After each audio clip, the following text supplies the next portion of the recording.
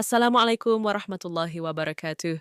Salam sejahtera bagi kita semua. Om Swastiastu, Namo Buddhaya, salam kebajikan. Hadirin sekalian, hari ini kita berdiri di sebuah titik penting dalam perjalanan panjang bangsa ini, sebuah hari baik, hari yang membawa harapan baru. Hari di mana kita bukan hanya membahas angka-angka, tetapi masa depan. Masa depan Indonesia, masa depan yang lebih kuat, mandiri, dan sejahtera. Dan di tengah semangat itu, kita memasuki momen penentuan. Pengambilan keputusan tingkat 2 terhadap rancangan Undang-Undang APBN 2026. Sebuah APBN yang bukan sekadar rencana keuangan, tetapi fondasi awal pemerintahan baru untuk membawa Indonesia melangkah lebih jauh. Atas nama pemerintah, kami menyampaikan terima kasih sedalam-dalamnya kepada pimpinan dan seluruh anggota DPR RI. Pembahasan RAPBN 2026 telah berlangsung dengan kritis, konstruktif, dan penuh aspirasi rakyat dari seluruh penjuru negeri Bapak Ibu yang saya hormati. APBN 2026 adalah APBN pertama di bawah kepemimpinan Presiden Prabowo Subianto. APBN ini dirancang untuk mewujudkan visi besar beliau, kedaulatan pangan, ketahanan energi, dan kemandirian ekonomi menuju Indonesia yang tangguh dan bermartabat. APBN ini disusun bukan sekadar agar ekonomi berjalan, tetapi agar ekonomi berlari, bergerak lebih cepat, lebih kuat, dan lebih merata. Kita ingin daya beli rakyat naik, sektor produktif berkembang, dan kesejahteraan dirasakan bukan hanya di kota-kota besar, tetapi sampai desa-desa yang jauh. Bapak Ibu, Presiden menargetkan pertumbuhan ekonomi 8% dalam jangka menengah. Target besar, ya. Tapi sejarah dunia membuktikan negara bisa naik kelas bila berani menargetkan yang besar. Korea Selatan dan Singapura tumbuh rata-rata di atas 7,5% selama 10 tahun sebelum menjadi negara maju. Tiongkok bahkan pernah menembus pertumbuhan 10% dalam periode 2003 sampai 2007. Indonesia pun pernah mencicipi masa itu.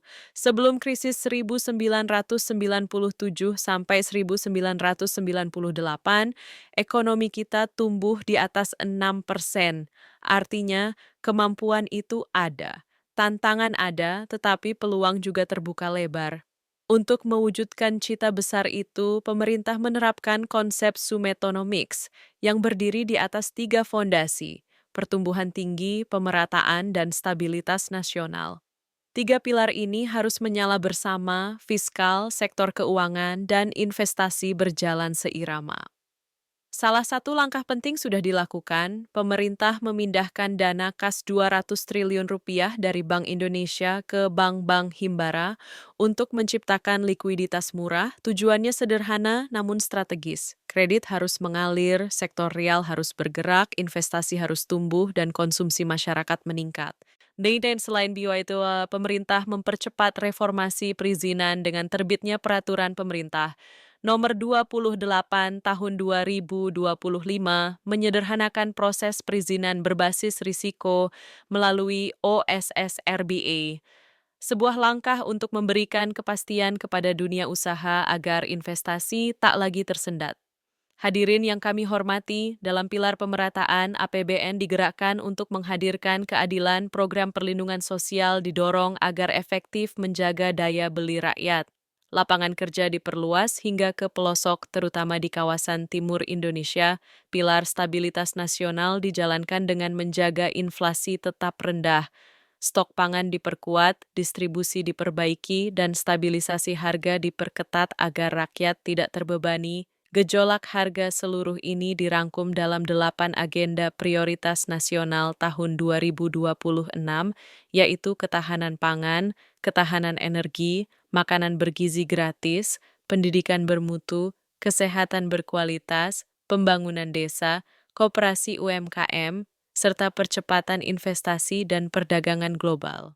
Berikut beberapa alokasi besar APBN 2026, 164,7 triliun untuk ketahanan pangan, swasembada, stabilisasi harga, dan kesejahteraan petani nelayan. 402,4 triliun rupiah untuk energi, peningkatan lifting migas, transisi energi, dan stabilisasi harga. Rp335 triliun untuk program makanan bergizi. Siswa, ibu hamil, balita, UMKM, sampai ekonomi lokal ikut terdorong. Rp769,1 triliun untuk pendidikan, gaji guru dan dosen, beasiswa, PIP, KIP kuliah, sekolah unggul Garuda, serta BOS pendidikan dasar hingga perguruan tinggi. Rp244 triliun untuk kesehatan, penguatan JKN, cek kesehatan gratis, dan revitalisasi rumah sakit.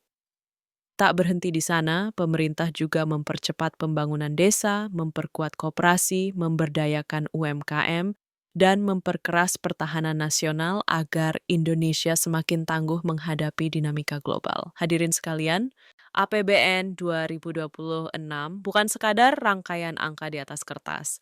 Ini adalah tekad untuk memastikan bahwa hari-hari mendatang akan menjadi hari yang lebih baik untuk seluruh rakyat Indonesia, hari di mana kita semakin mandiri, semakin kuat, dan semakin percaya diri sebagai bangsa besar. Dengan kerja sama pemerintah, DPR, dan seluruh rakyat Indonesia, insya Allah kita bisa melangkah bersama menuju masa depan yang lebih terang. Terima kasih. Wassalamualaikum warahmatullahi wabarakatuh.